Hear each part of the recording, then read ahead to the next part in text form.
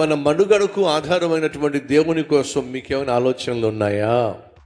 దేవుని గురించి ఏమైనా ఆలోచిస్తున్నారా?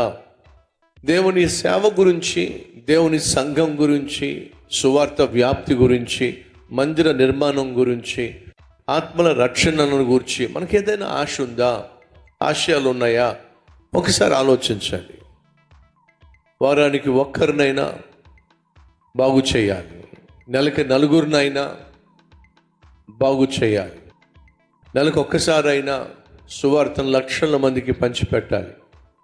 ఏమిటి మీ ఆశ, ఆశయం? ఒకసారి ఆలోచించండి. ఆ పాప వయసు 6 సంవత్సరాలు, ఆరోగ్యం అంతంత మాత్రమే, కానీ సండే స్కూల్కి మాత్రం క్రమంగా వెళ్ళేది, కానీ ఆలస్యంగా వెళ్ళేది. ఆరోగ్యం బాగోక ఆలస్యంగా వెళ్ళేసరికి ఆ సండే స్కూల్ చాలా ఇరుగ్గా ఉండేది, చాలా చిన్నది, కాబట్టి తనకు స్థలం దొరికేది కాదు, కాబట్టి బయట కూర్చోబెట్టేవాళ్ళు. చాలా బాధపడేది. అటువంటి చిన్నపిల్ల సండే స్కూల్కి వెళ్ళాలని ఆశ ఉన్నప్పటికీ స్థలం చాలక బయట కూర్చోవడం, కొన్ని సందర్భాల్లో బయట కూడా స్థలం లేక మందిరంలోనికి రానివ్వకపోవడం, ఇదంతా తనను చాలా బాధ పెట్టేది. బాధపడినటువంటి ఆ చిన్నపిల్ల మౌనంగా లేదండి. ఏం చేసిందో తెలుసా? దేవునికి చెప్పింది తన ఆశ ఏమిటో. ప్రభువా, మా మందిరంలో సండే స్కూలు చిన్నది కాబట్టి స్థలం సరిపోవట్లేదు ప్రభువా. అదే మందిరం పెద్దదైతే పెద్ద మందిరం ఉంటుంది, పెద్ద సంఘం ఉంటుంది. ప్రభువా, నా ఆశ ఏంటో తెలుసా? నా ఆశయం ఏమిటో తెలుసా?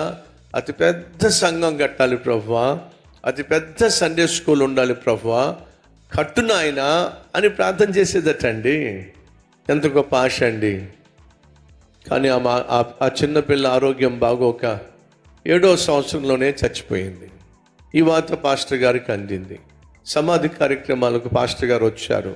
సమాధి కార్యక్రమాలు ముగించిన తర్వాత ఆ తల్లి ఒక చిన్న మూట తీసుకొచ్చింది, పాస్టర్ గారి చేతిలో పెట్టింది. ఏంటమ్మా? అయ్యా, మా అమ్మాయి సండే స్కూల్కి వచ్చినప్పుడు ఆ సండే స్కూల్ ఇరుగ్గా ఉండటం వల్ల లోపల కూర్చొనిచ్చేవారు కాదట, బయట కూర్చోమని చెప్పేవారట. బయట కూడా కొన్నిసార్లు స్థలం లేకపోతే సండే స్కూల్లో స్థలం లేదు అని చెప్పి పంపించేసేవారట. అప్పటి నుండి నా కూతురు ప్రార్థన చేస్తుంది. అయ్యా, ఏం ప్రార్థన చేస్తుందమ్మా? మీరు అతిపెద్ద సంఘాన్ని కట్టాలని, పెద్ద సంఘాన్ని కట్టాలని, ఎంతమంది వచ్చినా సరే పట్టేటటువంటి సండే స్కూల్ కట్టాలని మా అమ్మ ఎంతో ఆశతో ప్రార్థన చేస్తూ వచ్చిందయ్యా. అంతేకాదయ్యా, తనకు మేము ఇచ్చిన పాకెట్ మనీ అంతా కూడా దాచిపెట్టి మూట కట్టి చనిపోతూ చెప్పిందయ్యా, అమ్మా, పాస్టర్ గారికి చెప్పమ్మా, అతి పెద్ద సంఘం కట్టమనమ్మా, పెద్ద సండే స్కూల్ కట్టమనమ్మా, అందుకోసం నేను డబ్బు దాచిపెట్టానమ్మా, ఈ డబ్బు తీసుకెళ్ళి పాస్టర్ గారికి ఇయ్యమ్మా. అమ్మా, నేను చనిపోయినా మందిరం మాత్రం కట్టబడాలమ్మా అని చెప్పి తీసుకొచ్చి డబ్బులు ఇచ్చిందండి. ఆ పాస్టర్ గారి నోట మాట రాలేదు, కళ్ళల్లోంచి కన్నీళ్ళు వచ్చినాయి. నాకే ఆలోచన రాలేదే, సంఘానికి కాపరిగా ఉన్న నాకే పెద్ద సంఘం కట్టాలి, పెద్ద సండే స్కూల్ కట్టాలి ఆలోచన లేదే. కానీ చిన్న బిడ్డకి ఎంత పెద్ద ఆశ. ఆ డబ్బులు తీసుకున్నాడండి, మందిరానికి వెళ్ళాడండి, పులిపిట్ మీద బలిపీఠ మీద పెట్టాడండి. ఓ చిన్న పిల్లకు ఆశ ఏంటో తెలుసా? మనం పెద్ద మందిరం కట్టాలి. ఎందుకంటే తను సండే స్కూల్కి వచ్చిన ప్రతిసారి అనారోగ్య రీత్యా ఆలస్యంగా వస్తే తనకు సండే స్కూల్లో చోటు లేదట. దేవునికి ప్రార్థన చేసిందట, పెద్ద సంఘం మనం కట్టాలని, పెద్ద సండే స్కూల్ ఉండాలని.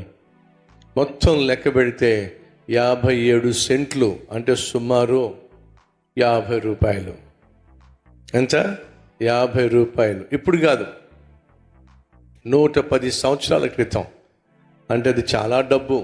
ఆ డబ్బు కానుకొని తీసుకుని అన్నాడు, ఈ చిన్న పిల్లకున్న ఆశ పెద్ద మందిరం కట్టాలని. సంగమ, మీలో ఎంతమందికి మనకు పెద్ద మందిరం కట్టడం అవసరము అని అనిపిస్తుందో ఒకసారి చేయి చూపించండి అని అంటే ప్రతి ఒక్కరూ చేయి చూపించారండి. అలా చేయి చూపించినప్పుడు రండి, చెయ్యి కలపండి అని చెప్పి చెయ్యి కలిపారు. ఎంత పెద్ద మందిరం కట్టారో తెలుసా? స్క్రీన్లో మీకు చూపిస్తున్నారు చూడండి. అంత పెద్ద మందిరం. ఇప్పుడు ఈ మందిరానికి కారకులు ఎవరు చెప్పండి? 7 సంవత్సరాల చిన్నపిల్ల తనకున్న ఆశయం ఎవరి పట్ల? తన కోసం కాదండి. నాకు మంచి ఆరోగ్యం కావాలి, సంపూర్ణ స్వస్థత కావాలి, సుదీర్ఘమైన ఆయుష్ కావాలి. ప్రార్థన చేయలేదండి. ఆరోగ్యం బాగోకపోయినా, తన మందిరానికి వెళ్తుందో లేదో తెలియకపోయినా, మా మందిరం బాగుండాలి, మా మందిరం పెద్దగా ఉండాలి, అద్భుతంగా కట్టబడాలి. ఆ బిడ్డ ఎవరో కాదు, ఓ చిన్న బిడ్డ పేరు హ్యాటీ. స్క్రీన్లో మీకు చూపిస్తున్నారు. అదిగో ఆ చిన్న బిడ్డ ఆ వయసులోనే మరణించింది. ఎప్పుడైతే ఆ చిన్న పిల్లకి అంత పెద్ద ఆలోచన ఉందో, అది తెలుసుకున్నటువంటి పాస్టర్ గారు తీర్మానం తీసుకున్నారు, ఈ సంఘం ద్వారా గొప్ప సేవ జరగాలి.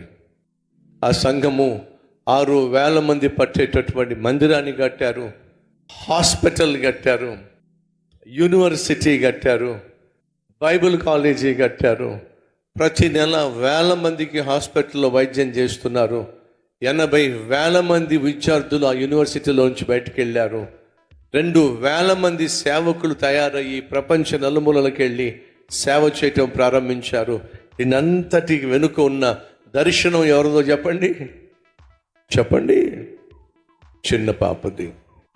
చిన్న పాపకే అంత పెద్ద ఆశ ఉంటే మరి నీ సంగతి ఏమిటి? అదే అడుగుతున్నా ఈరోజు. నీకంటూ దేవుని పట్ల, దేవుని మందిరం పట్ల, సువార్త వ్యాప్తి పట్ల ఏమైనా ఆశ ఉందా? ఆ చిన్న పిల్ల ఆశ ఉంది అని చెప్పి కబురు పెట్లా. తను కలిగి ఉన్న ఆశయము నెరవేరాలని అని చెప్పి తను ఖాళీ చేసుకుందండి. తను దాచిందంతా ఇచ్చేసిందండి.